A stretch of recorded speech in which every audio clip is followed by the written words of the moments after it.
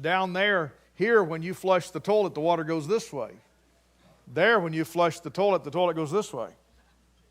The water spins the opposite direction in the lower hemisphere. And of course, we like to die, burn up, but it's the dead of winter there. It's the middle of summer here, and it's the dead of winter there. And so changing hemispheres is a big deal. And it's only 4,000 miles away. If you go 4,000 miles laterally around the earth, you'll get the same climate as you have here. 4,000 miles you have, am I where I need to be? Talking to the girl behind you, all right? So, but we were 4,000 miles away, but man, what a difference that 4,000 miles makes, for sure. It was pretty amazing. And so we hate that Corey is not feeling well tonight and couldn't get to be with us, but we wanted the group, they sang together up at Kenneth Elsey's in the missions conference, and we wanted to start off the service with them tonight, and then we'll go to the slides and their commentary. All right, here's the group to sing.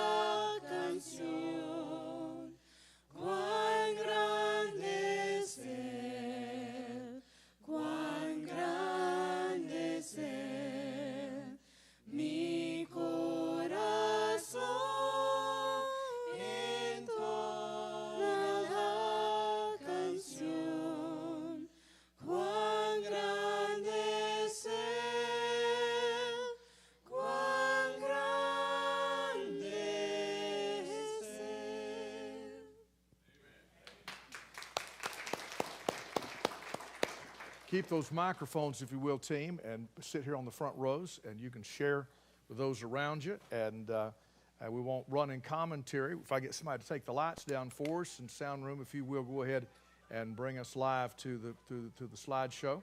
We're going to go day by day through. Now, there collectively we had over 1,000 photographs, and so couldn't show them all, but I can show you these. And is there a way of getting this any bigger than that, guys? Is there a way of making it go full screen, or is that as good as it'll go? Is that better? Okay. So, all right. So the trip started very early. We left here and went home. I got up at 1, and we had wheels turning here at 3:30 in the morning. So we got down there and got aboard the plane and flew from the early flight from Greenville, South Carolina to Houston, Texas, and then from Houston, Texas to Panama. Interesting, as we flew into Panama, you could see all the ships waiting to go up through the Panama Canal.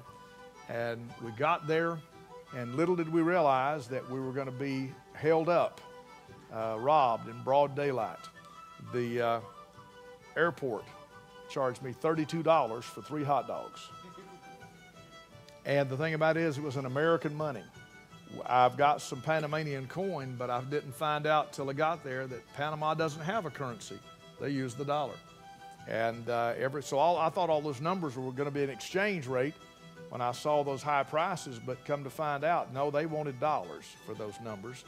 And so here's some of the girls on the way down. They look better going down than they did coming back, all right? So that I can tell you. You can see I'm looking out at the plane there, and as it's pulling in, we'll be flying on. And looks like they're up to something, but I'm not sure what. This is us arriving down in Bolivia. We shipped all these big totes full of stuff for the preachers and for the missionaries. We carried lots and lots of stuff. You already seen, we had the back of the Denali completely full. We had the bus full, and there was just barely room for the team to ride in 2 vehicles. That's how full we were on the way down. So they allowed us 2 bags per person. And so we took 14 totes down with us. And you might recognize those gals, and they were the troublemakers of the trip. And this is looking out. This is the La Quinta in downtown Santa Cruz, and it's a hotel, but it is a hotel compound. It is completely fenced all the way around, and there's one way in, one way out, and they have 24-hour guards. And so it makes it pretty nice for us because we can move around inside the compound without fear. And this is a picture out of one of the rooms at the inside of the compound. This is one of the buses that had no air conditioning. We didn't have air conditioning the whole time we were down there on the vehicles other than the missionaries' vehicles. We traveled on what's called micros, and it's the private bus system. They'll haul about 18 people, and there's thousands of them. And there's a fella that's a Christian. He owns 2 micros that run on the bus line, and we were able to give him more than he makes in a day and to pull his buses off the line and use them for us. And so we had 2 micros about the whole time we were there. And this is the beginning of the trip.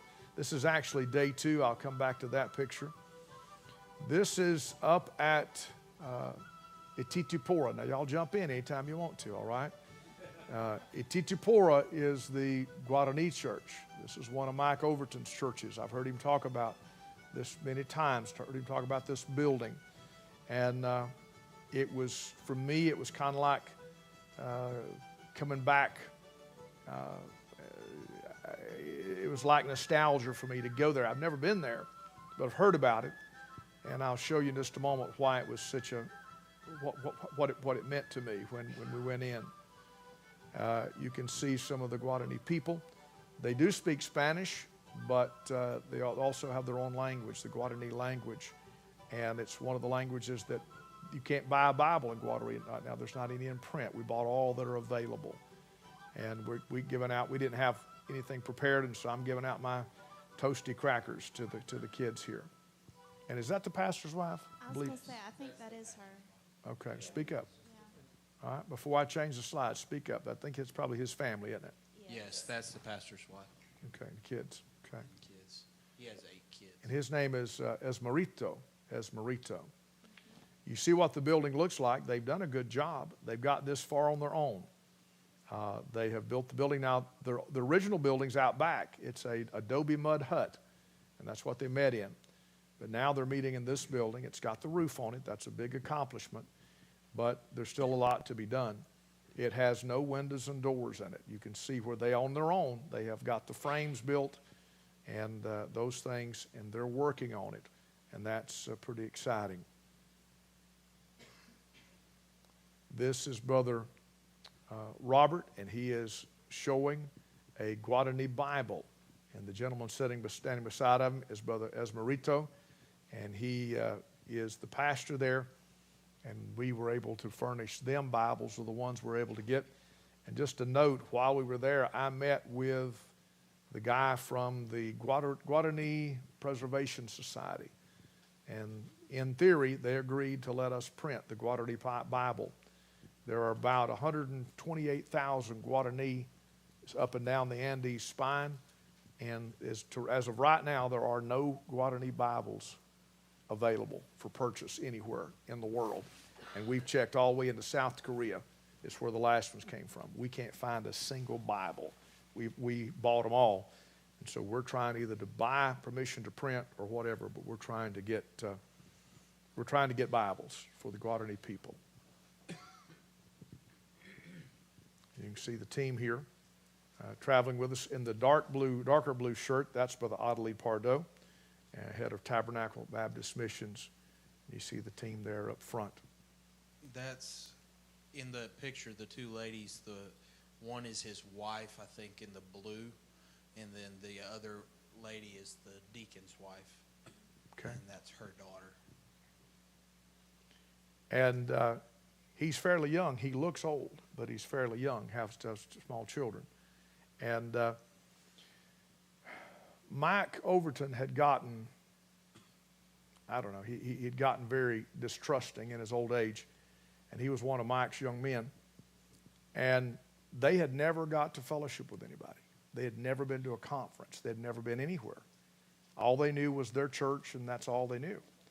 So for them to ride into town with us 3 hours and to spend the week at the conference, to them it was like going to Chicago or something. It was huge. And they said, we just didn't know there were this many other Christians.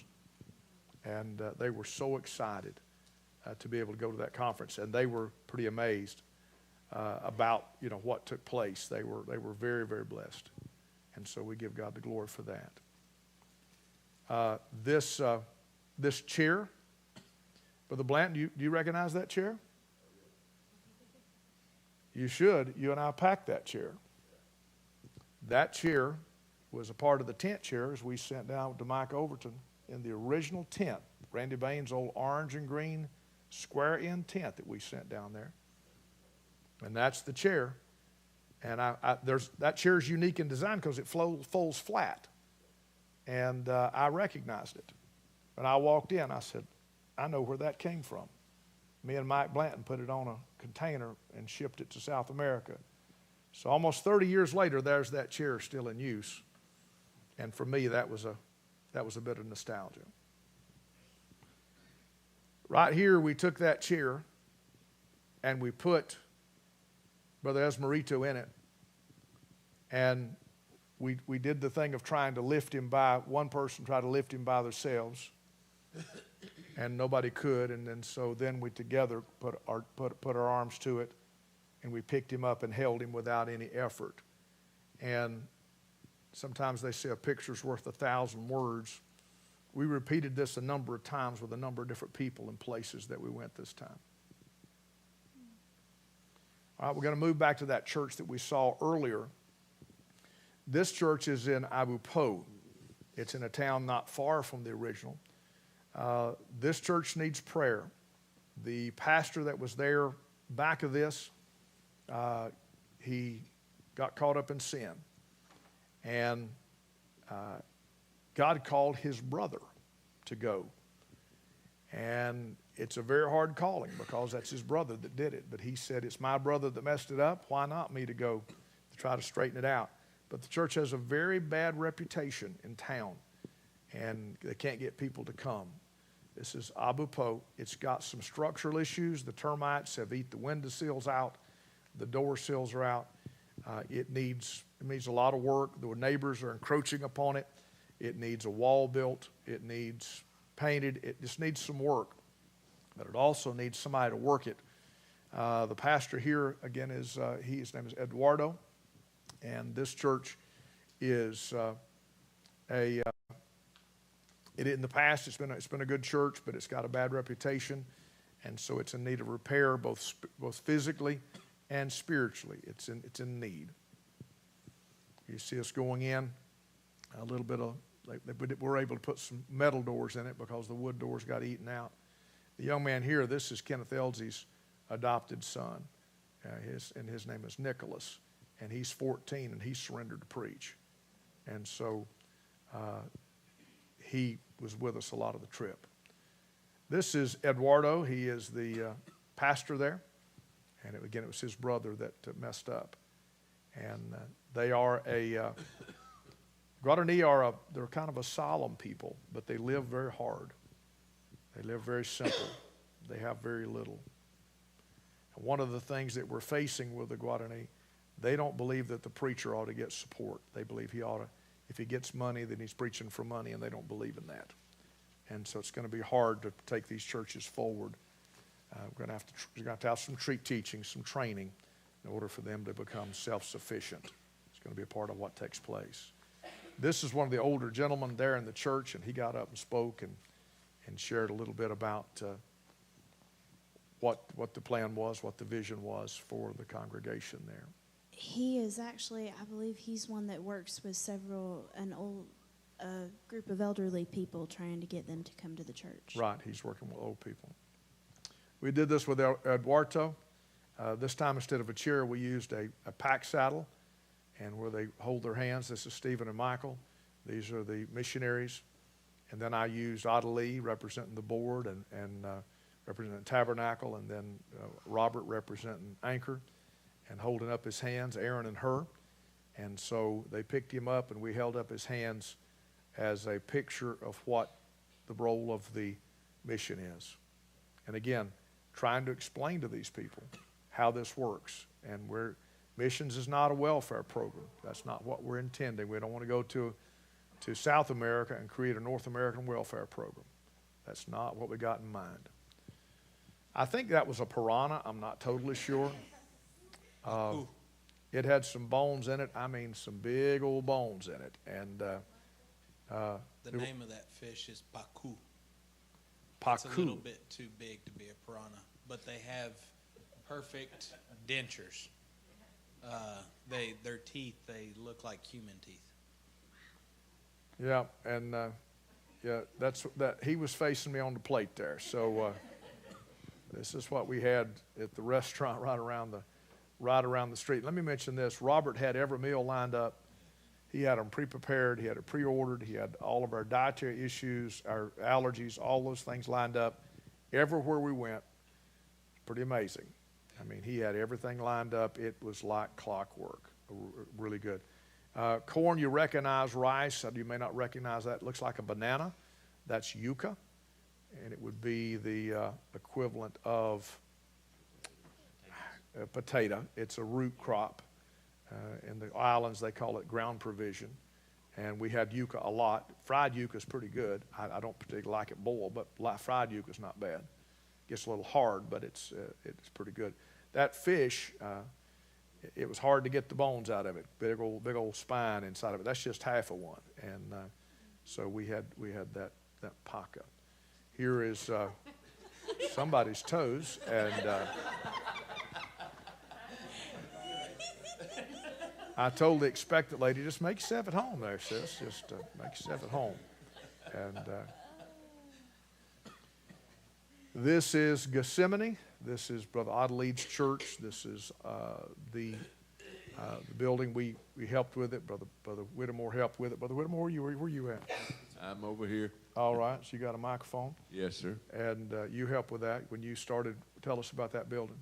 Well, it's probably one of the best. That's the one we all preached in, isn't it? Yeah. I know. We didn't realize that till we got there, but Brother Barton mentioned this, the first message he ever preached in Bolivia was in this church. That's actually, it was actually, Yeah, That's not right. Rodley's. That's not This the is where one. you put the tile and Oh, seal yeah, and this everything. is Brother Rodley's, right? Rodley's church, yeah. Okay, well, I was there some years ago. It didn't have windows and a lot of things it didn't have, but the Lord put it on my heart to put the roof on it. And the Lord gave me money to help him put that roof on that building. That's been many years ago, but it's a beautiful building now, beautiful.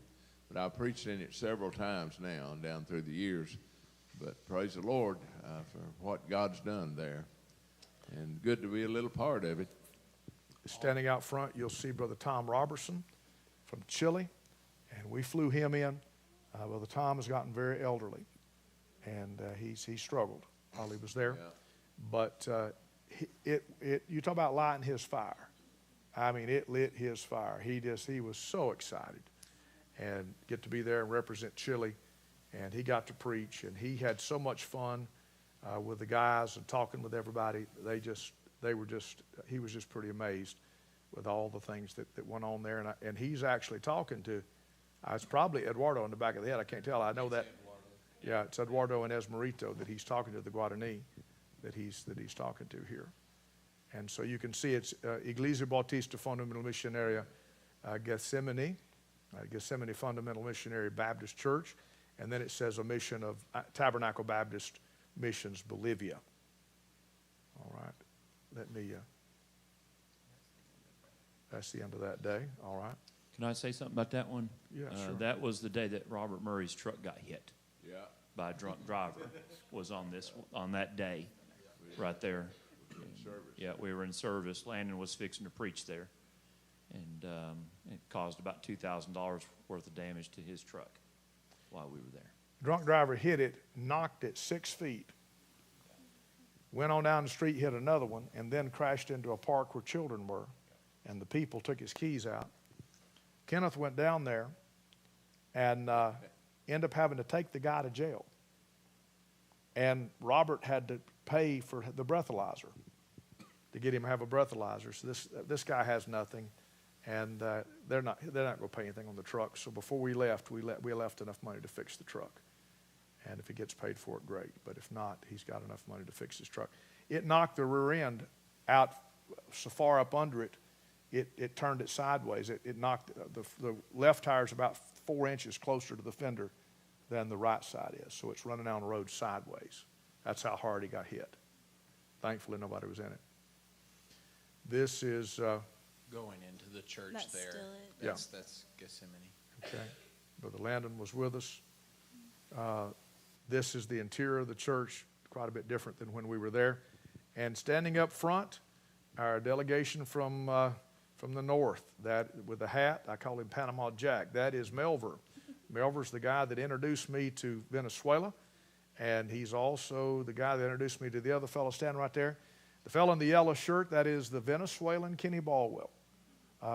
He's a Venezuelan Kenny Baldwin, and I'm telling you that I'm not exaggerating. That's Kenny Baldwin in Venezuela, and in every respect.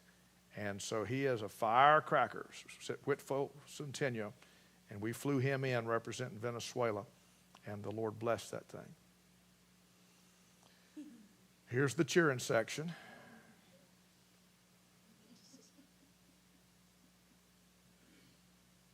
Brother Adelide. This is Brother Melver preaching, and he does a great job. Melver, it's hard to describe who Melver is. Melver is a logistic guy. He great evangelist, great logistics. He's at home wherever you put him, and he can preach. And God used him, and he's got some good thoughts. He doesn't just get up and beat the wind. He's amazing. Got a little bit of English, but we work with Melver all the time.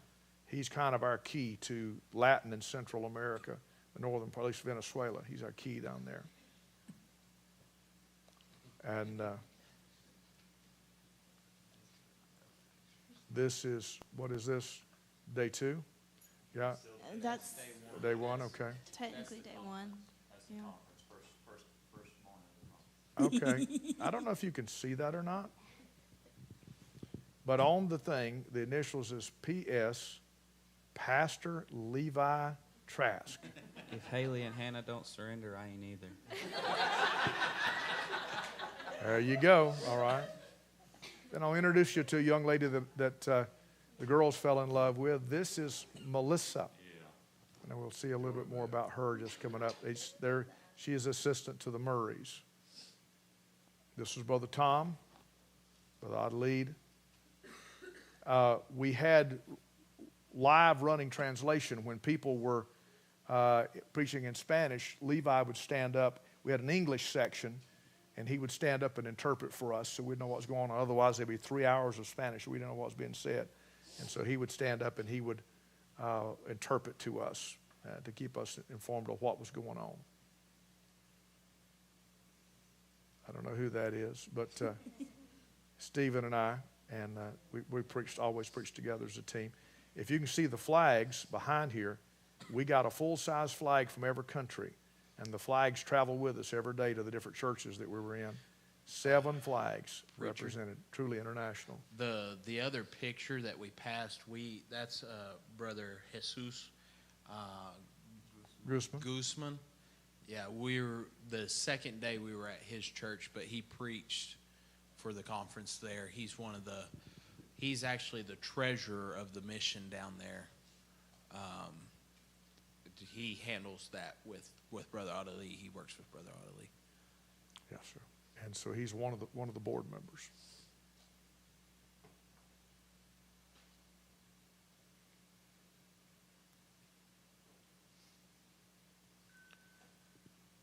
All right, I'm not sure exactly what we're doing here. This is right before you handed out the commentaries. Okay, so on day one, we took $100 bills, brand new $100 bills, and we put them in a new copy of Warren Wiersbe's notes on the Bible, and we found Philippians 4:19, the commentary on Philippians 4:19, and put that in there, and then called out each one of the pastors' names, and they come up and received a commentary with a $100 bill in it here. And then we also had our Timothys. Americans sponsored the Timothys that came, and we used young ladies and we sponsored young women. We did a missionary biography book, and then they all got 100 Bolivianos, which is equivalent to, I'm not sure, 1/7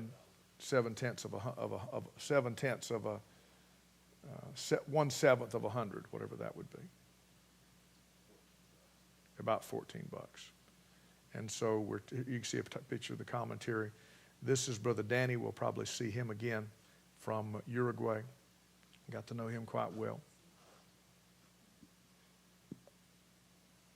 Different young men coming up. Those were from La Paz. These are Stephen's. Well, no, Xavier actually they're not. Lopez. Yeah, these are Xavier Lopez. He's with us. He's with our board, and he's an American down there with our board. He's got a Spanish name, but That's him sitting on the front row. He's from California. yeah, he's sitting right there.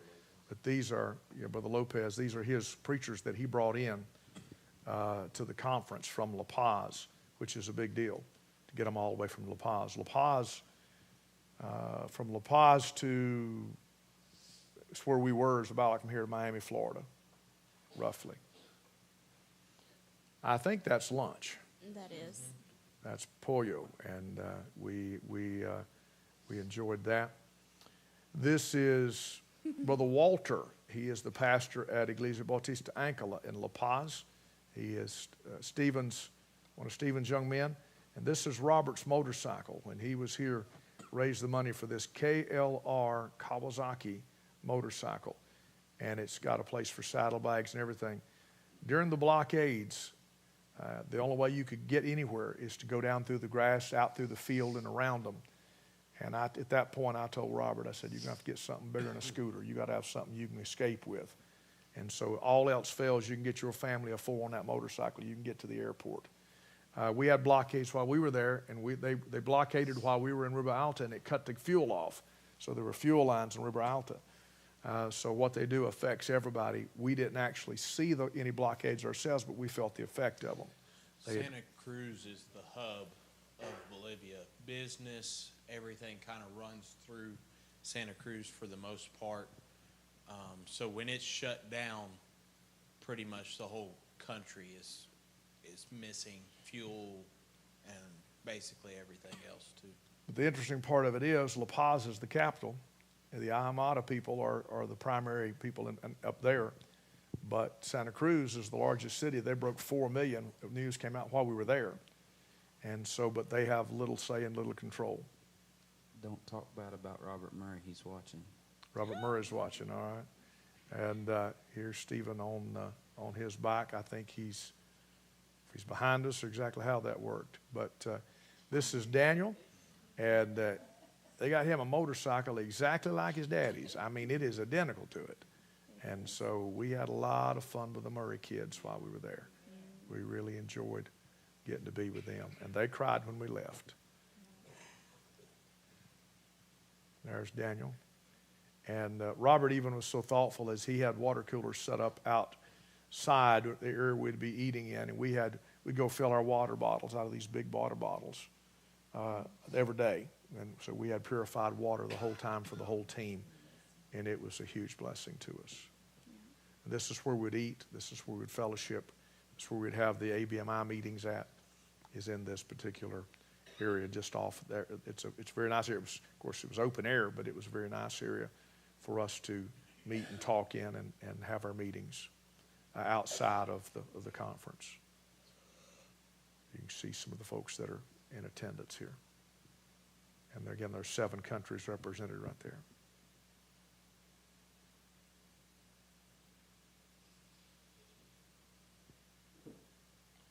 There's Ellie and Daniel playing around the swimming pool there. They had a big time. This is back at Gethsemane, and their choir singing at Adelise. Brother Landon Harris, he did a great job. He preached quite a bit while we were gone, and he did a great job with us. He couldn't be here tonight. God used Brother Landon. He's got a real burden. We appreciate him very much. Brother Robert translated for him. That was Landon's first time with a translator. Yep. And Brother Robert also had just had his truck smashed, so they were both going through some stuff there. Yeah. So it's the first night of the meeting, the night meeting, and it's just had the accident. Kenneth is out chasing the bad guy, and the truck's smashed, and they have to get up and preach. So there's a lot to it. The trip was not without opposition, that's for sure. You can see up here the different countries that are represented. Chile, I'll start to the left. There's Robert representing ABMI Bolivia, and then Brother Tom, Chile, and then Landon. Brother Melver going to the right with the red tie, Costa Rica. Brother Whitfield with the red shirt and the striped tie. Venezuela, Levi. That is Mauricio. That's Argentina. And then this is Brother Danny, which is Uruguay, and then Brother Jones and Brother Adeli.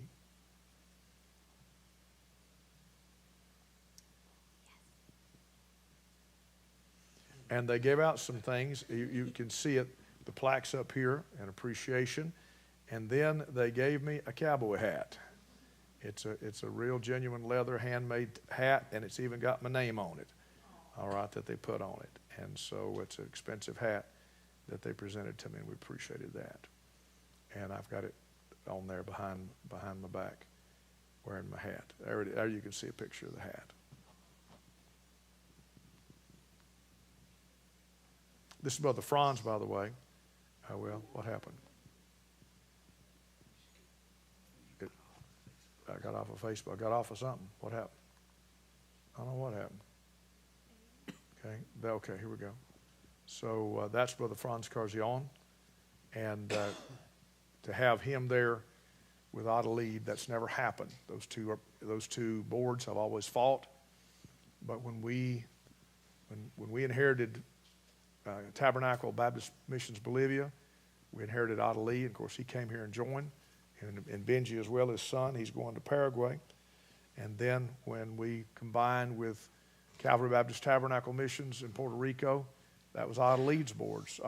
That was Brother Franz's board, and so they ended up on the same board. and they would scarcely speak.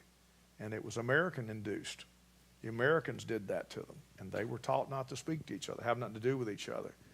But I'm glad to tell you that, hallelujah, Anchor had a little bit of a positive effect on bringing things together and bringing people together. And so for that, we are grateful, and for that, we are thankful. Come on now. All right, so I keep pushing the wrong button here, so let me see if I can get it back in. It's day 9, so it should be in day 3, 5, 7. We were trying to get something put together, but we had over 1,000 pictures, and so it just didn't work. So we'll find it. Maybe. Day 3? All right, let's go here. All right. Oh, that was y'all's pool. Okay, so this is a picture of the hotel complex where we stay. And Robert has kept 138 people there this year. So part of a ministry that Robert didn't ask for, he has become the hub, because if you fly internationally, you fly to Santa Cruz. That's the only place you can go to. So it don't matter if you're going to La Paz, going to Rio Alto, wherever you're going, you have to go through Santa Cruz.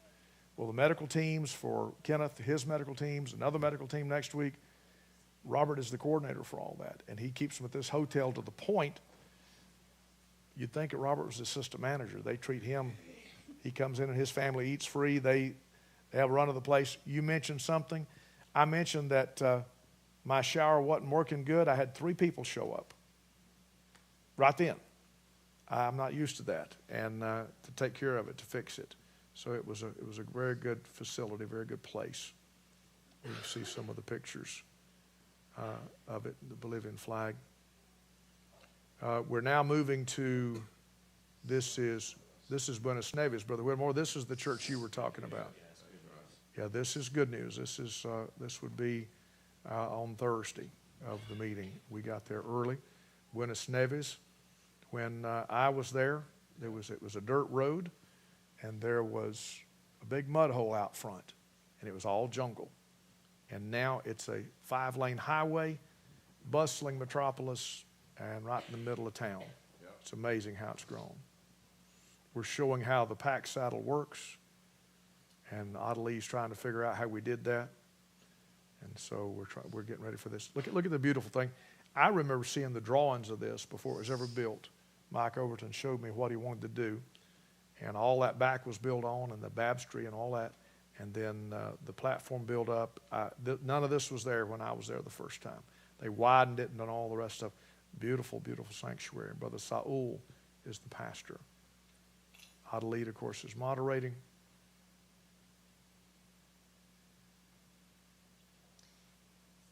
This is Mrs. Whittemore teaching Sunday school, or teaching the kids, or rather teaching the ladies. Teaching the ladies. And this is Adelie's wife, and Mrs. Whittemore taught. They all enjoyed that very much. This is them giving her, that was them giving her some gifts. So they had gifts for her, and they're opening gifts for Mrs. Whittemore. This is outside in the courtyard area. They moved the pews out for us to eat.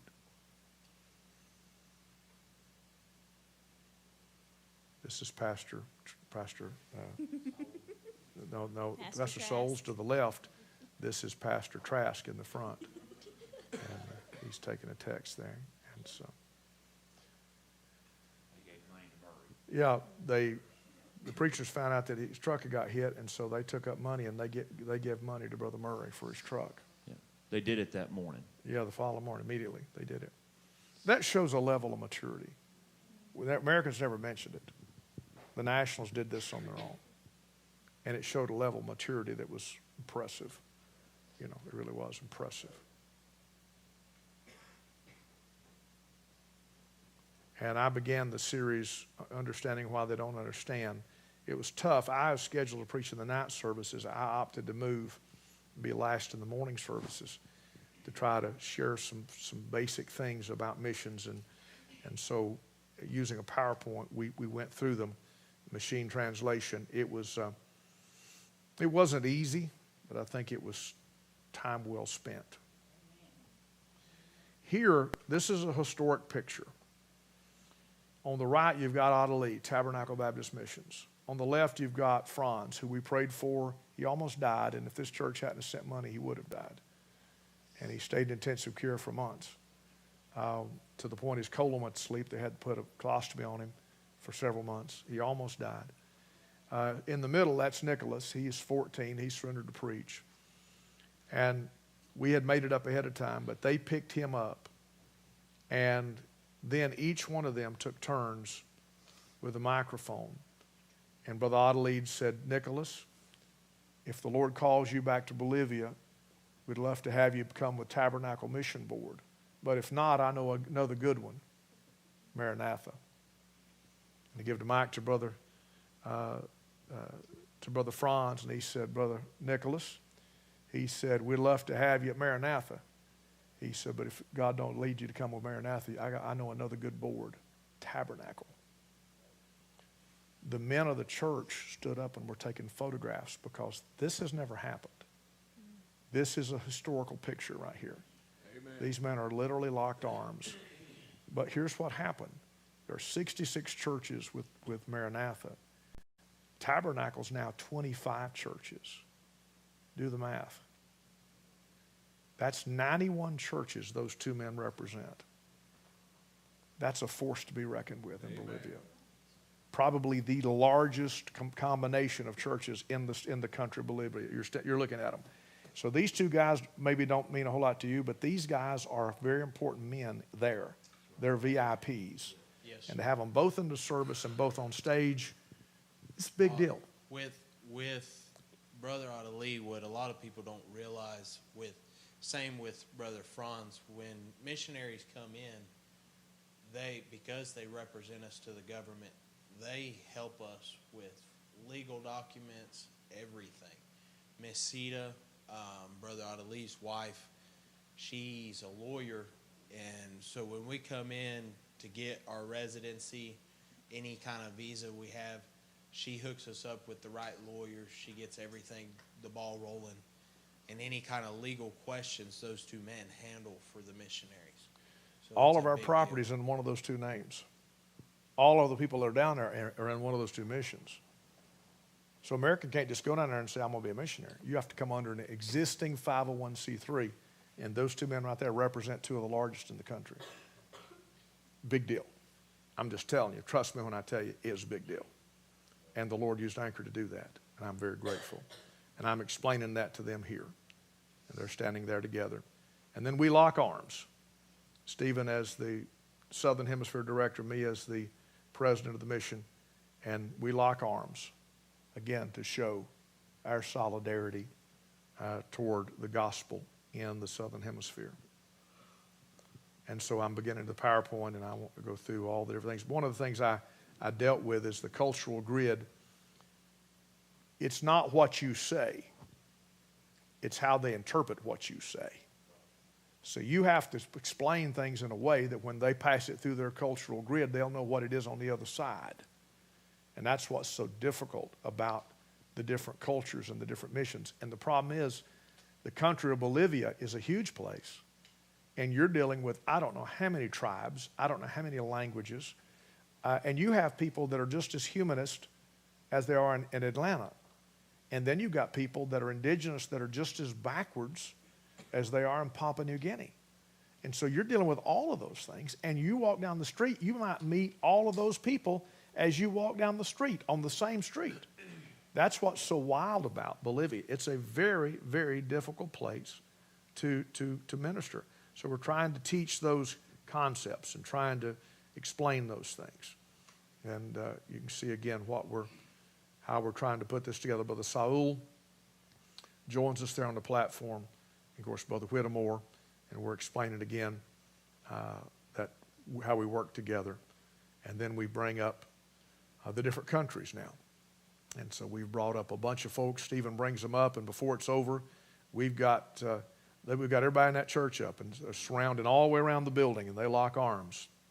And we explain that we're here not to work against one another, We're here to work together. You can see it. It just gets bigger and bigger. And it's a blessing. And I'll just mention that after this here, we set up tables and we unloaded all of those crates to those preachers and let them get whatever they wanted. And of course the ladies were there, and so we let them pick through. You'd have thought it was an indoor flea market, son. They was just a squealing. They had a big time. It was good. It was a blessing. And, Pastor, can you go back to that one? Mm-hmm. Zoom in by Landon. Where's he at? Over On the on left. the far side. That man right next to him, Brother Rodrigo, he was a teenager in one of the churches there in La Paz. When I was a kid, he was fruit from Brother Rudy Wolf, one of the senior missionaries.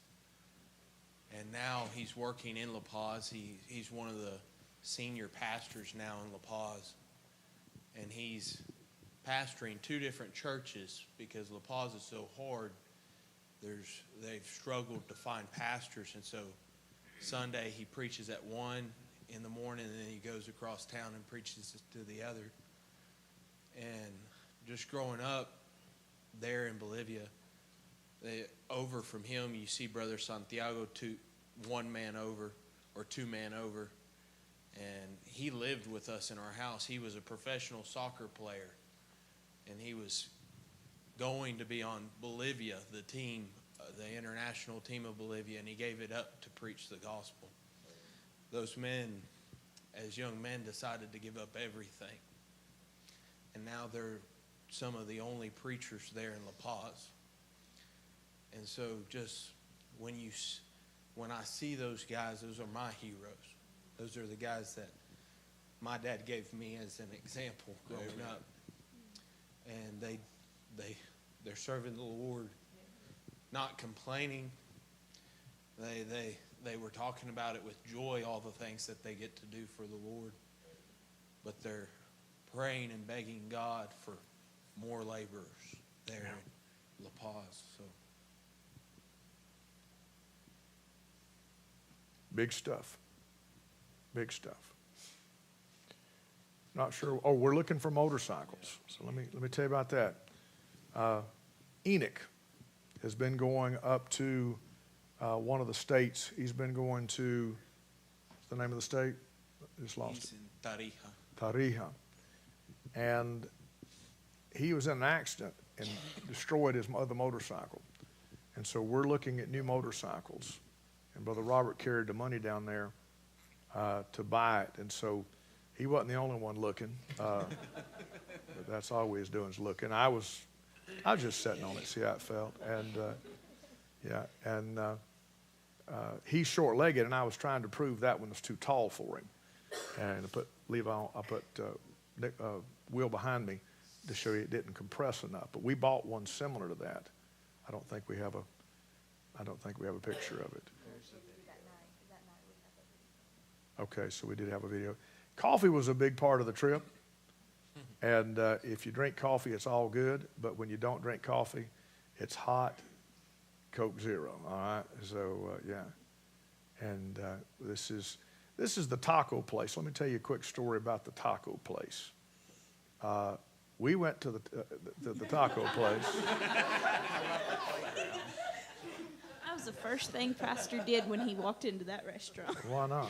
And so if you can see me sitting over there, I am sitting with the guys from the Guarani guys. I sit down with them. This is an all-you-can-eat taco place. You go inside and it's all you can eat. Well, we're starved to death. We go in and I get one big taco. I make it up, come back out and sit down. Well, the 2 Guarani guys, I sat down with them. And I got a translator and we're talking. They ate and they stopped. I said, go back and get some more. And they said, oh no. And I said, yeah, go back and get some more. It's all one price. And they said, no, we don't want anyone to think that we're gluttons. And I thought, well, under the Lord, I don't want nobody to think I'm a glutton. My belly's growling, and I'm sitting here, and everybody else bringing out these big old plates of tacos and all this stuff. And so I said, okay. So I just sat there, water running in my mouth, didn't Somebody called my name, so I got up and walked over. I looked back, them two boys ran to that front door to get them some more tacos. But because of shame, they didn't want people to think that they were hungry. And shame's a big deal down there. But I did the same thing. I was ashamed to eat one in front of them because they wouldn't eat, so I wasn't going to eat. So here we are, paid for 3 heads, all you can eat tacos, and we was going to walk out of with 1 taco apiece, hungry, because what we was afraid the other would think of us. And isn't that the way it works? Yeah, you can see the tacos here, the 3 colors. Yeah, they were really good tacos. They were pictures of this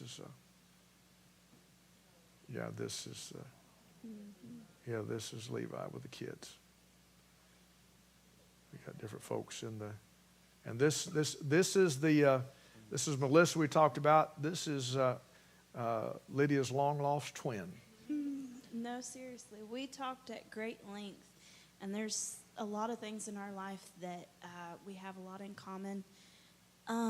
Usually when you think about the mission field, you're thinking about people that they are the first in their generation to be saved. Her parents she grew up in a Christian home, which is rare on a mission field. And because of a church split, her parents stopped going to church. And so her sister had to take her because she wasn't old enough to ride public transportation on her own. And she is actually called to be a missionary out in the Pondo. And if her and Lydia had laid an egg every time they cackled, we'd have eat eggs the whole time we were there and fed half of the city. They laughed. Oh, mercy. They cackled. It sounded like a hen cackling when they laid. This is the motorcycle we talked about, and this is the missionary. And by the way, this weekend his wife went into labor, could not deliver, and so they had to do an emergency C-section at a little clinic, and he didn't have any money. And so I just was on the phone a minute ago, and I went ahead and authorized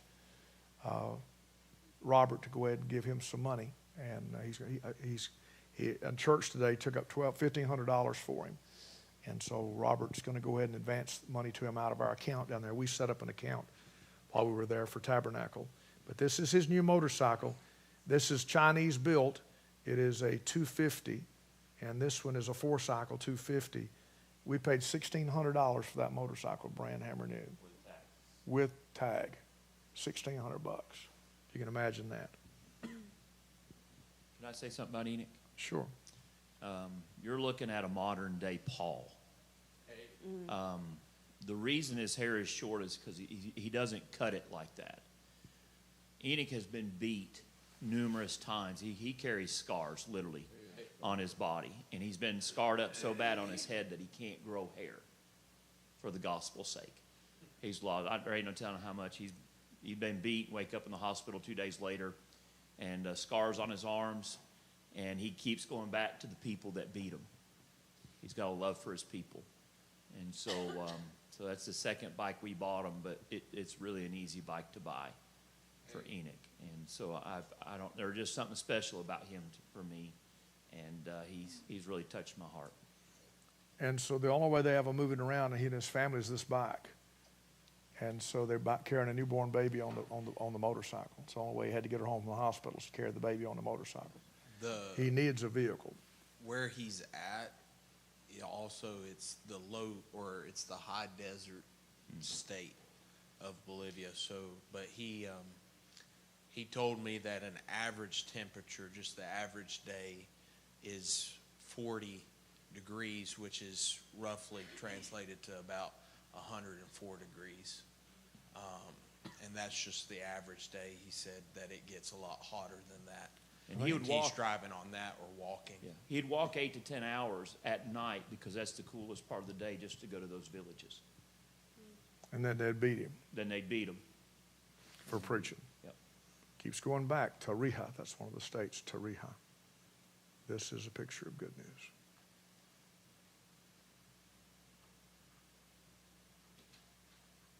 This is Danny.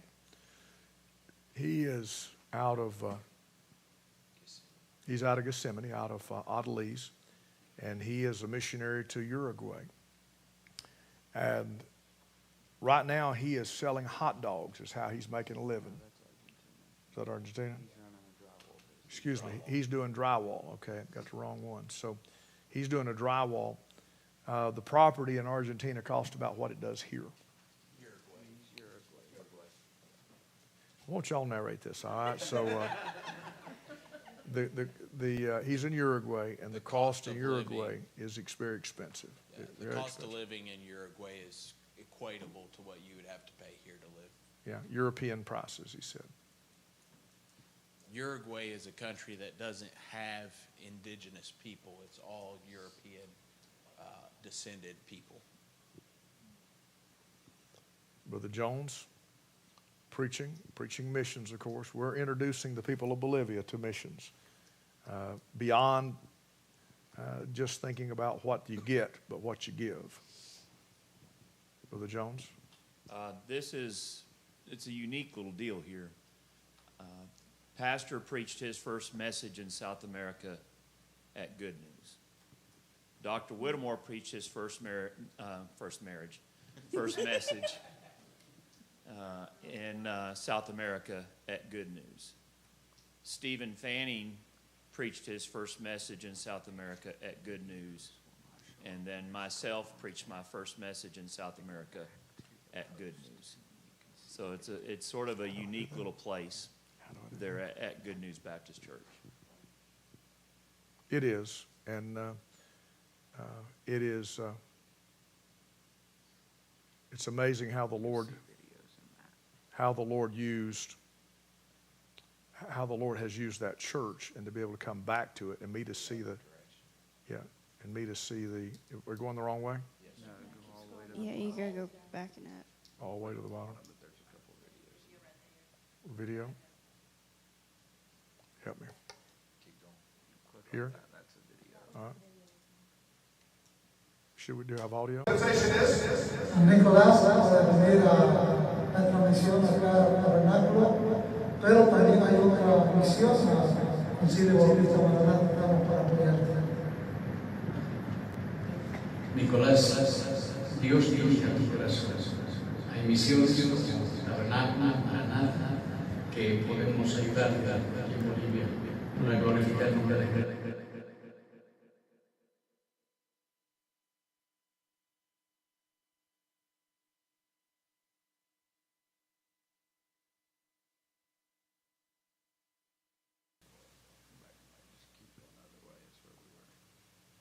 The other way, this way?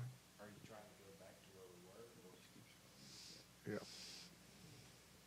Make you sick at your stomach. My wife always says makes her sick when we go too fast and move through the videos.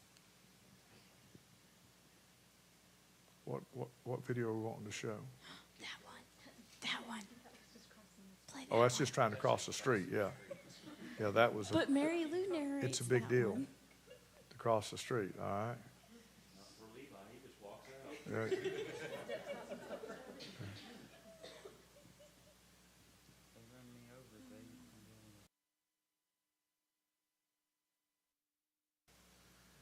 So let's see if we can pick up a couple more videos here right quick. Again, we hate that we don't have this more organized. That's an important one. Oh, it gets better. Well, there probably is.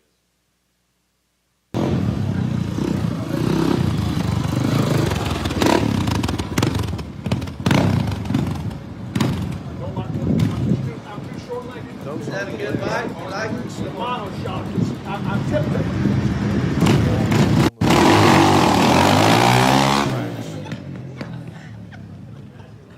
I was just making sure it was working.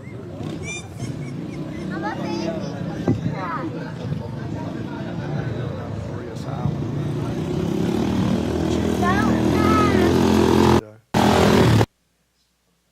And he said, "You're going to have to." He said that old white-headed man's going to get killed. And so, are we done? Yeah. All right. So let's. All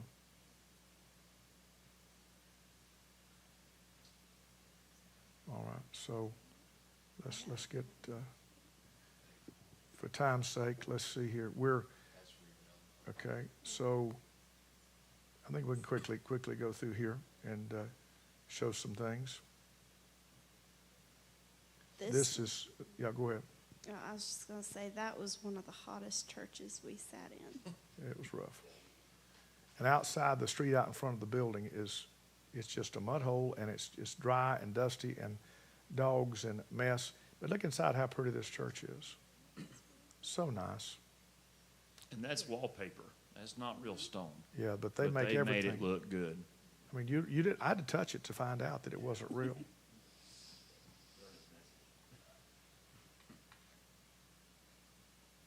So we moved each day.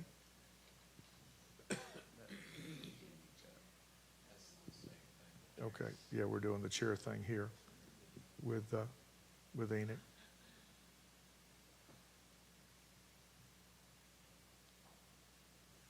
So what I did was, Enoch's out of Saul's church, and I said, all right, Saul, pick him up. Because the Bolivians believe that if somebody's called out of your church, it's up to you to support them. They're yours. So I said, all right, Saul, pick him up. And he tried, and I said, no, now really try, give it your all. And he tried, I said, no, really try. He couldn't do it. And that was the point I was trying to make. He couldn't do it alone. And so we were able to, pass that truth along, that it takes a group. It takes, missions is a cooperative effort.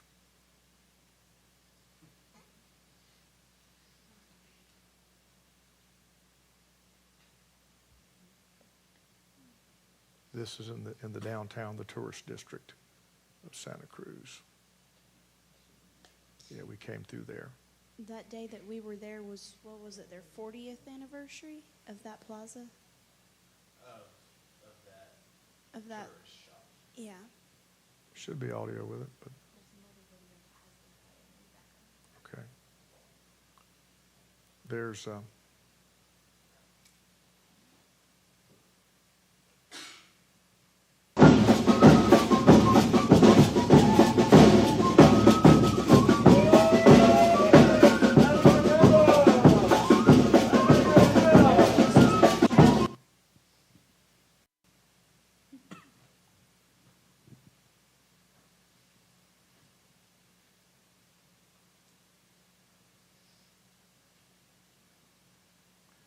These are our buses that we run. These are the Micros. This is Toyota, by the way. And it runs on natural gas. Gasoline or natural gas. But everybody down there prefers natural gas because it's cheaper. I wished we had video of these little girls singing. Maybe we do.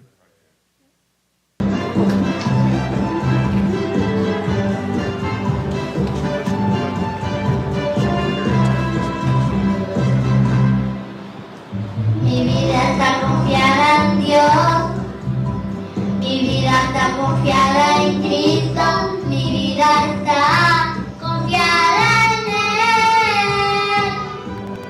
No temeré, Señor, ni a pruebas ni luchar, porque has prometido, Señor, siempre estar conmigo. Amén.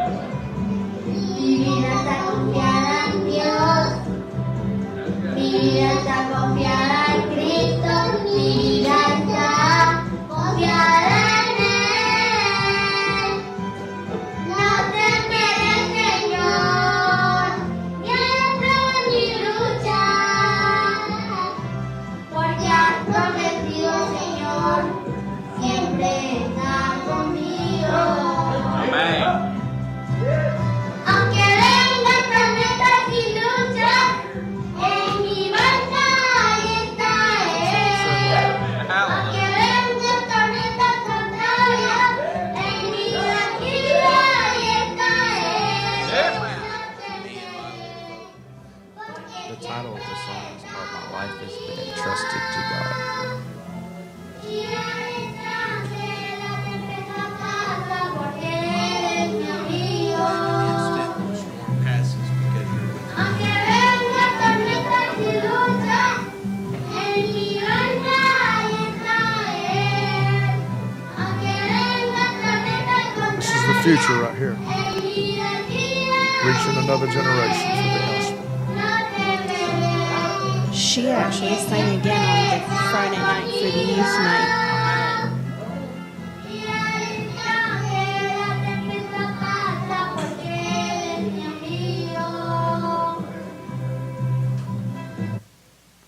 All right, we'll move. How do we get out of that one? All right.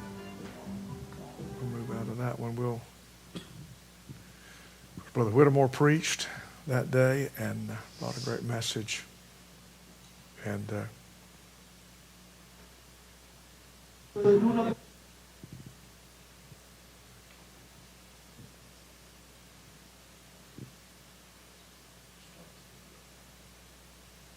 Suplir las necesidades. Tenemos que estar listo en una no, what it's just not loading right. And if you think it's easy to go in there and reach another language, it's not as easy as you might think. Okay, it's a little harder than they say it is. So now we are the next.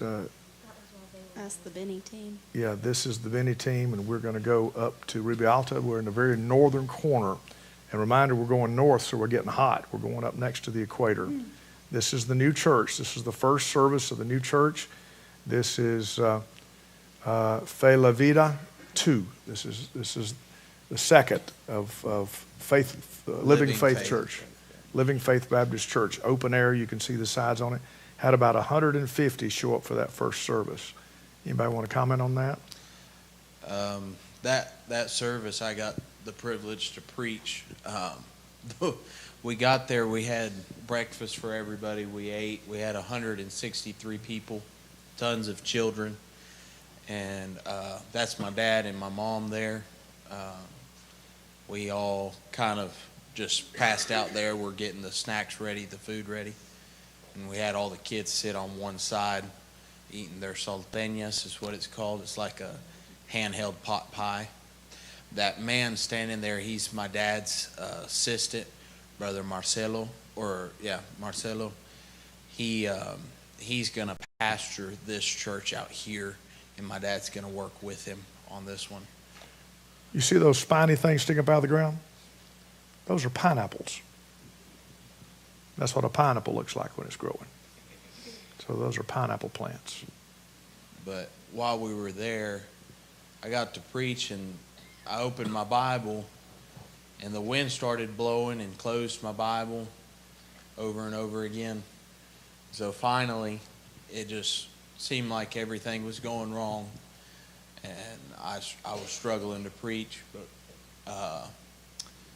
Lord set in, and several people came and spoke with Brother Marcelo, and then two accepted Christ that morning. And we had some other men from the other church come, and right after this service we had a baptism. That's what I was trying to go to show you the baptismal service. There's the baptism. Now tell them what y'all pulled out of that water hole. Was it the day before? Oh, I don't know. I wasn't there. I don't remember. They pulled an anaconda out of that thing. Yeah. Anaconda's one of those giant snakes that swallows people. You couldn't have thrown me in there if you'd have tried. I'd have walked on water, I promise you. My dad, he's getting down there, getting ready to baptize somebody, and that woman, she's washing her clothes at the same time. So the whole time the baptism's going on, that woman never stopped. She just washed her clothes the whole time. This is a laundry. So this is the laundromat here in the creek.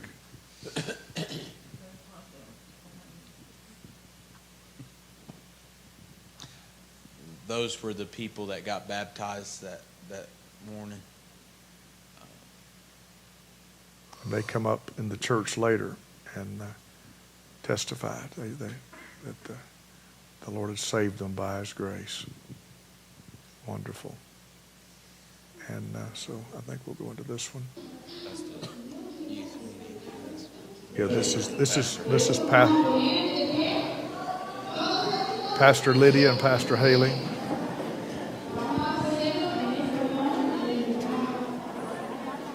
This is the Friday night youth meeting. Saturday night youth meeting. I was suffering heat exhaustion. I started sweating. It was running off the end of my fingers. It was dripping. And I got very sick. And so I had to have a taxi take me back to the hotel. In this one, I am teaching them a song that we sing down in Honduras that is, God is really big. You see this building? This is Robert's third church. Beautiful structure. The three buildings that he has put together, it just amaze you. And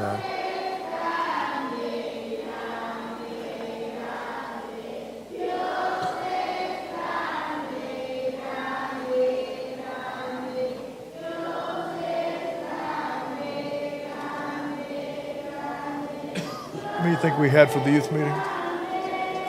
Those are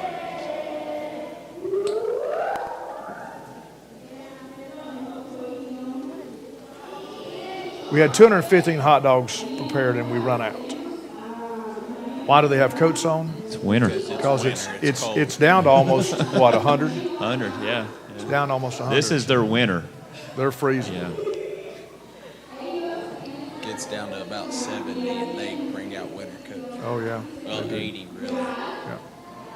And so how advance past that. All right, so we're going to try to cover as much ground as we can. Swipe it up. Let me just maybe pick some here, right quick. Sunday morning service.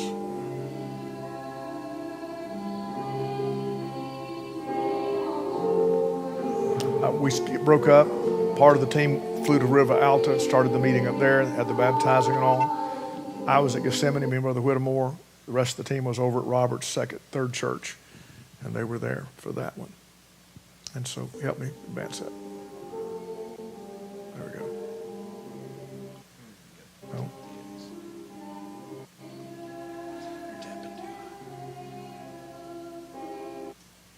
All right, so let's move ahead if we can quickly here to a couple of things.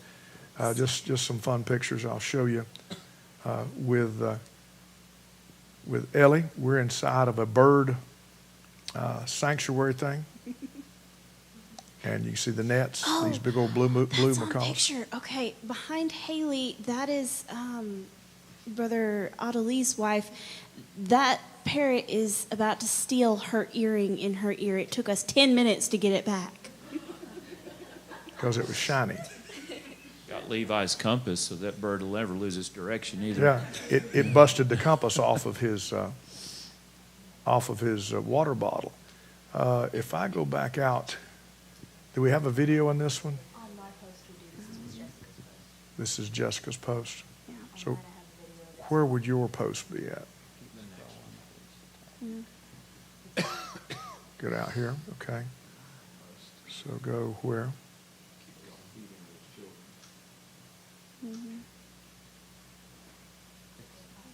That's Murray's truck.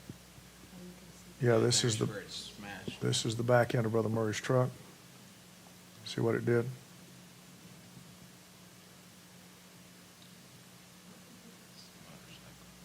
You know what that is? See if it'll come out, okay.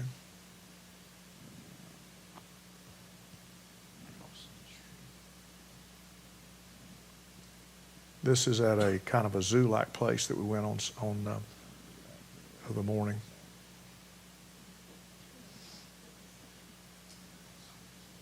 So I made friends with a monkey, and I don't think they've got it here. This is in a butterfly sanctuary. We went out in the jungle, and we had these butterflies all around us. Matter of fact, they act like they were interested in us. This particular one, I don't know what he had going wrong with him, but he got on my back, and then another one joined him, and they got to screaming in my ears and like to deafen me. I mean, it was painful. They screamed at each other. They got mad at each other. They were competing with each other, and they it was painful. how loud they were. There were sloths in the trees that were wild. Here's some of the pictures of the monkeys and some of the other stuff. We saw a monkey in the jungle. It was a howler monkey. He actually hid behind the tree. I heard him scream, and I looked up, and he was gone. But there were howler monkeys in the trees where we were when we crossed over into the Pondo. And again, this is a zoo-like place that we went. Let's get a little faster here, because we're That was the Children's Day on Saturday. okay. And so we are. Okay, we're still on Sunday. Let me move forward. And here's the picture of him trying to pick him up by himself. You see how that's working? Not working very well. And so we use that opportunity to express that. Yeah, heading out to be routed. We flew on an airplane, no air conditioning, and it packed. And this is crossing the river. It is on the Benny River, crossing at the shoreline that you see. It's Brazil. So we're crossing the river from Bolivia into Brazil. So we crossed over, went through Brazil, walked through Brazil, and bought some things and came back as one of our outings in the morning when we had time. Motorbikes, we rented motorbikes, went over into the Pondo, and I failed motorcycle riding, by the way. we had. I'd like to show them crossing the Benny there, but I don't think that it may have been the next day. Yeah, it probably was. This is crossing over into Brazil.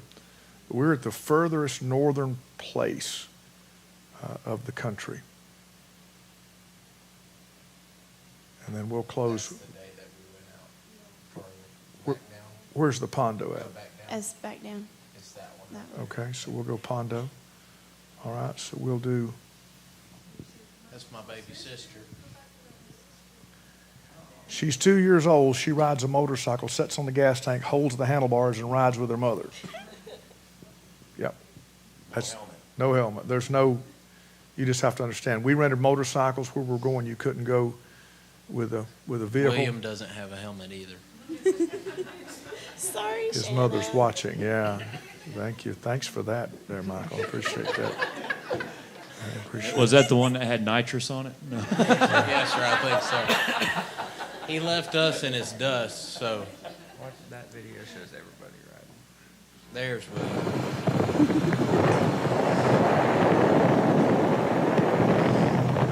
So we rented motorcycles, and we headed out through Rio Alto. We come over to the bank of the river, and it's literally just a bank. We got to go down this bank to get on this barge. That's the cemetery. That is an old, antiquated barge. No life jackets. Just tough stuff. We were eating dirt. The dust was so bad that we were all eating dirt. I don't know that will load or not, but this is kind of give you the idea of what I'm talking about. On the other side, motorcycle ramp. yeah, this is the dirt ramp that goes down into the Benny, and it's pretty swift water. And that land you see on the other side is the Pondo, and that is the Amazon. So this is where you go into the Amazon. This is the gateway to the Amazon. A lot of people, it's known worldwide. Down there, this called Amazonia, is the place, and you can see other boats and barges and stuff on the river. We're coming up the other side. We see some riding through the jungle here. Ended up that me and Lydia ended up doubling up on a street bike, and that was interesting. Yeah, I hit a bump and started wrecking, and I wrecked about from here to the door, and I hit another bump and it straightened us up. And so if I hadn't hit the bump, we'd have been all over the road. Me and her both would have been hurt bad, but thankfully I hit another bump and it straightened us up. He's actually a really good driver. The jungle is so thick. It gets so thick in here that Me and Corey did the same thing, but we didn't hit the other bump. We crashed.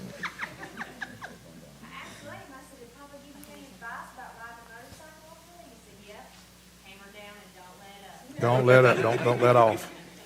This is a native house. There are different styles, but this one's made out of bamboo and thatch, all native material. That would be another shot of a native house. This is a soccer field where they were. Yeah, Anna, she's a missionary kid, that's for sure.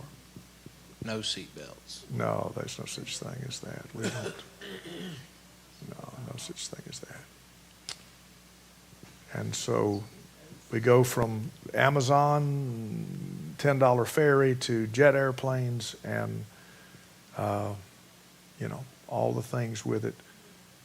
That's Brazil. That's Yeah, this is over in Brazil. This is the team. That's after driving through the roads. Yeah, this is what we looked like when we got off. Yeah, this is what we all looked like. Me and Corey had red hair. We had to go wash. I mean, red hair. We were redheaded. To get the red out. Yeah, I'm telling you. And so we're out of time. I'd like to share more with you and show you more things, but the best thing to do is just plan on going on the next one. Plan on going on one. That's on the family page. Well, all of this has been contributed to the family page. If you'll go Anchor Baptist Church Family, you'll be able to see it, and you'll see tons and tons of pictures. And then we have a. If you're here and not on the family page, then if you don't know how to get into the family page, you need to see Kim, and she'll get you into the family page. And we also have, there's a group place that we've put all the pictures, and if you really want to get into it, there's over 1,000 photographs, but they're like many of the same person or same thing. They've not been edited, but it's just a mass dump of everything. Y'all don't want to see some of them pictures. But a couple of the things that Miss Shanna does not want to see some of them pictures. But a couple of the takeaways. Yeah. I'd rather been on top of the car than where I was. Oh yeah. I was wadded up in the back of the thing. I'd much rather been on top. And no, preacher, you ride inside, and we did. In the very back, what me and Robert Jones wadded up. This little, I'd have much rather been on top. Trust me. I was back there with them. Every time we hit a bump, they go, oh. It was tough, but the Lord helped us. The Lord blessed. But the biggest takeaway is that the Bolivians know that we're partners. The Bolivians now have a burden for missions, whether we explain to them, it's not just get all Jerusalem, then you go to Judea. It's all at the same time. And so we think we're going to see some things there. We brought back a burden for a bunch of projects. There's a bunch of needs. I could spend $100,000 tonight, just like that, and not cover everything. That's right. $100,000 to go tonight, just flash you, blink your eyes, $100,000 be gone. So what we're going to do is we've got some money designated to invest in South America, but we can't cover all that. So I'm asking all of our guys to get under a burden for these different projects, claim one, go out and raise the money. We need land and a building in Argentina. They built the building on an old abandoned railroad right away, and the railroad has come in and going to tear their building down, the church building. They need land and the building tore down and relocated.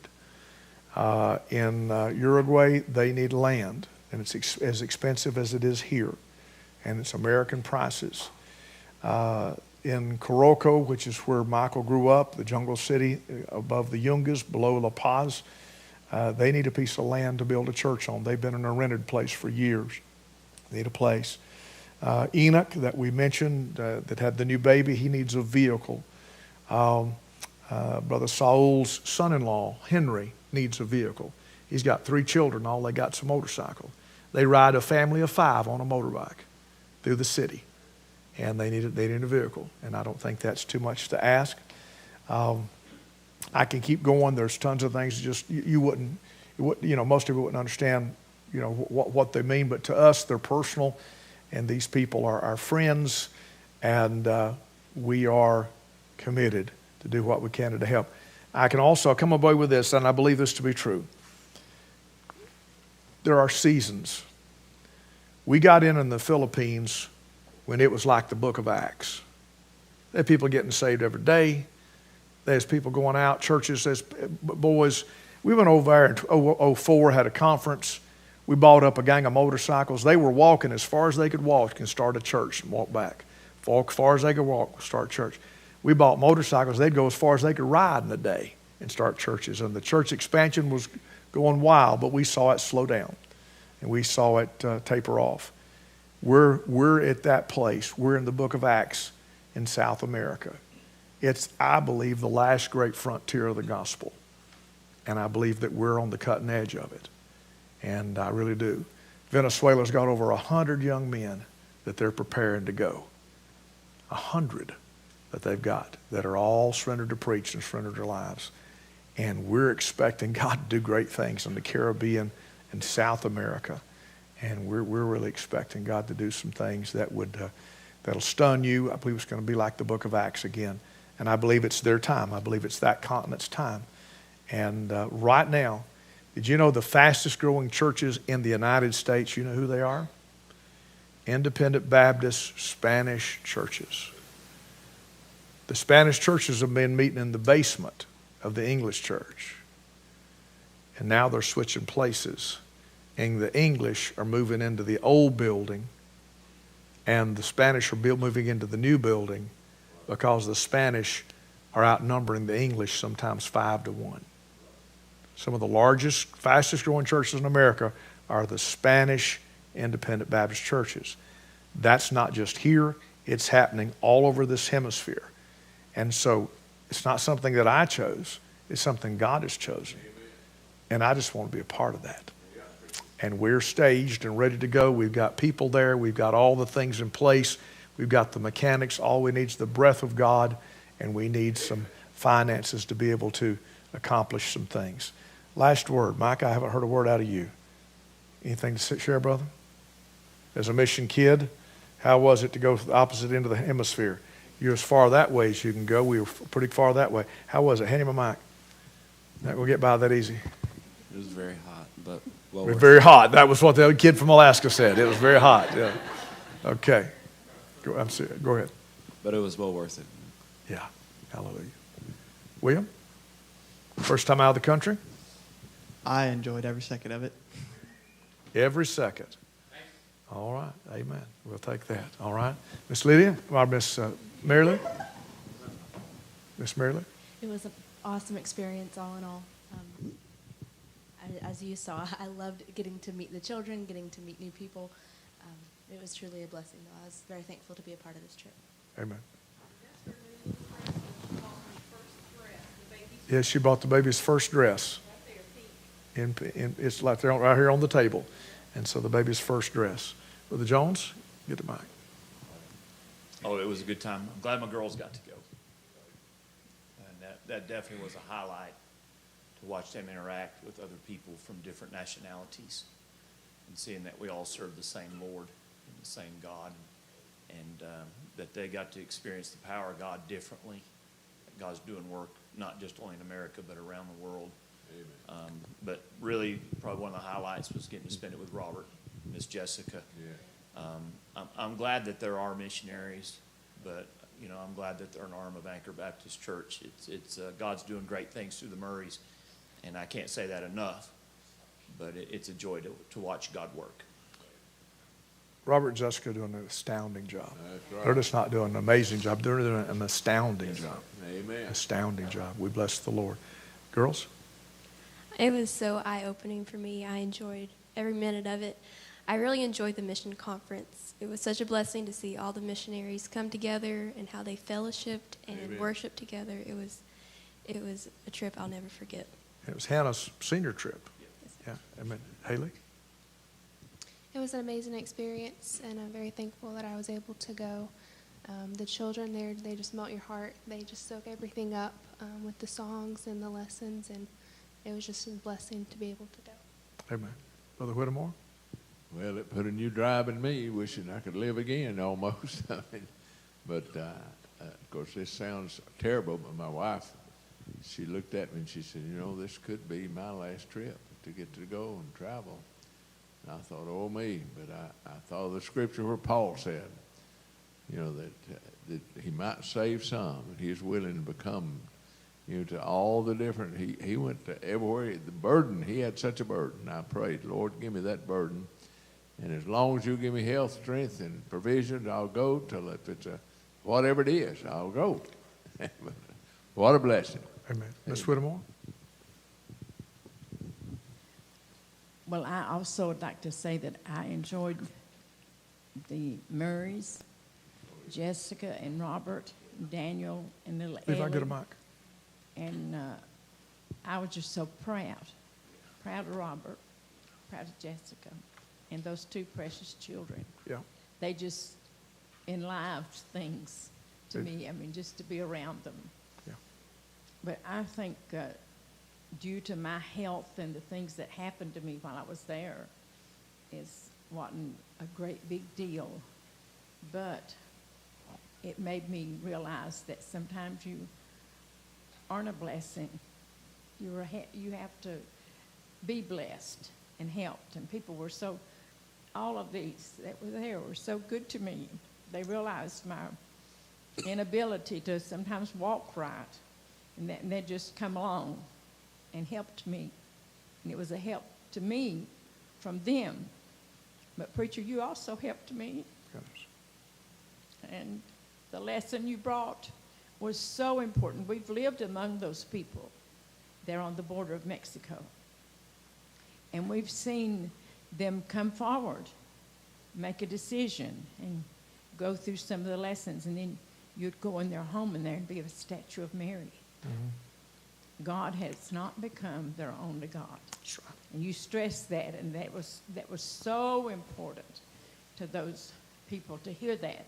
Yeah. And then I believe it got through. I believe it did. I believe those preachers will take that and go with it. What's my prayer? But I just love going to the mission field. Amen. And I got blessed, and I want to use it to be a blessing. To God be the glory. Miss Lydia? You're going to make me follow that up. It was an amazing trip. I absolutely loved it. My first time out of country other than Honduras and Puerto Rico, which is not another country, but it was awesome to see. And Melissa was a huge encouragement.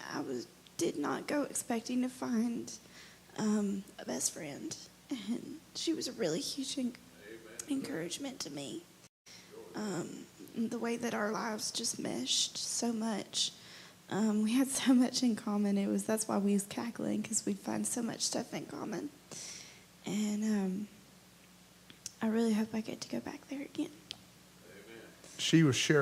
Melissa was sharing that she goes to Bible college every night. Mm-hmm. And she was sharing that she had had guys follow her. She had had comments made to her that she was afraid. She was walking at night, and she was afraid. And so the team took up money and bought her a Honda motorcycle. And her dad went and picked it out, and a little purple motorcycle, and presented it to her. And she cried for 3 days. She cried and cried and cried. So bless the Lord. Levi, you got the last word. Michael, what was up back there with you? It was a blessing to get to go back. The best part for me was getting to see Whitfield again and Melver. I get to talk to them every day, and we work everything we do in Venezuela through them, but we hadn't got to see them in 4 years. So it was special to get to have them out and get to plan that conference. Amen. It's going to come up in November. Please pray for them down there. And also, it was a huge blessing to work with Robert this time as the logistics person. He had everything laid out just about perfect. And that was a big blessing. Really did. Michael, your home turf. Well, it was good to go back. Wasn't really ready to come back to the States. And but I have a little more to do here. I don't know. To me, they're my people. That's those men that we saw in those conferences. Those are the men I got to watch when they started, a lot of them. And so it's just, I don't know. Several of the men actually, the guys from La Paz, they asked me if I'd come to La Paz to preach a youth camp.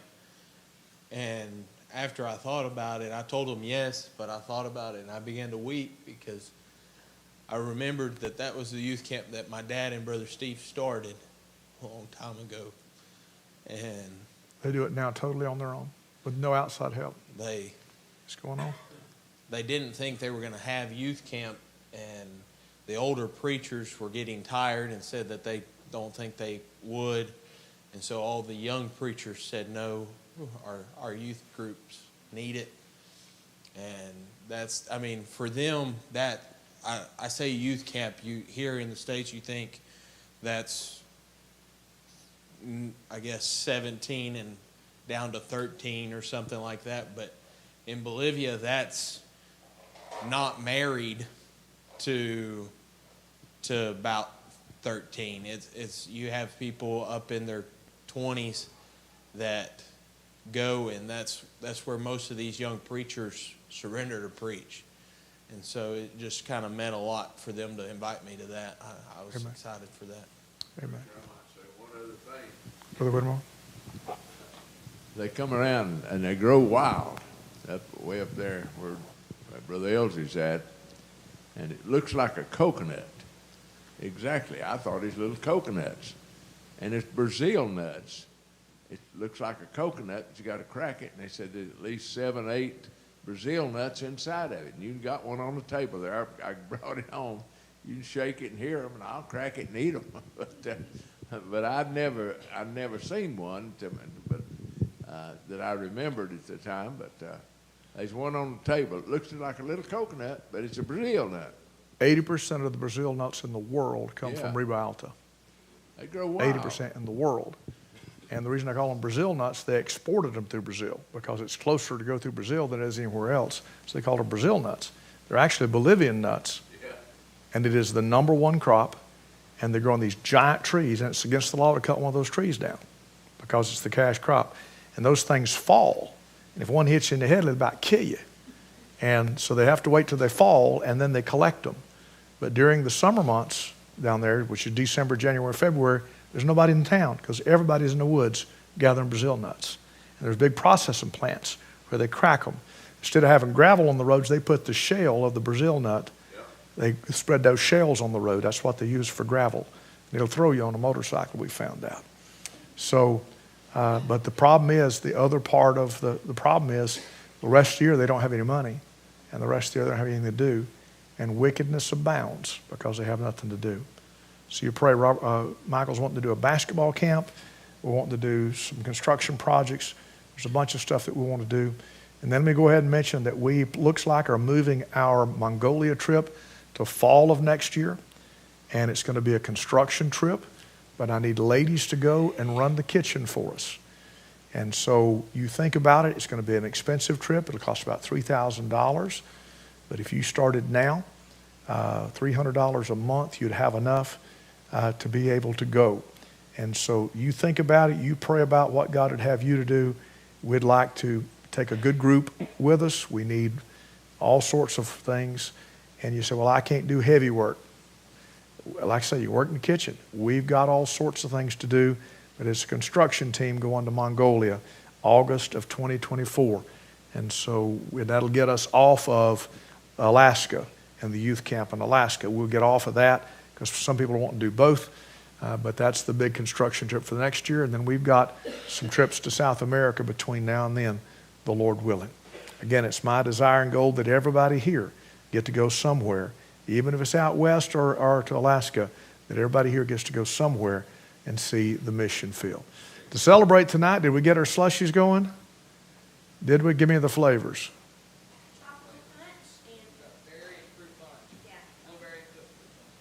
blueberry and fruit punch, all right, to celebrate tonight. So we'll do slushies out on the porch. Thank you so much for being here. Thank you for your prayers while we've been gone, and pray that the Lord will help us to get acclimated. I'm going to get the money moved, and I'd like everybody to come by and look at the table, and you're welcome to pick stuff up and look at it, and but just don't take it home with you, all right? It all belongs to somebody, all right? And you'll see all the different aspects of the trip. God bless you. Thank you so very much. You're at liberty.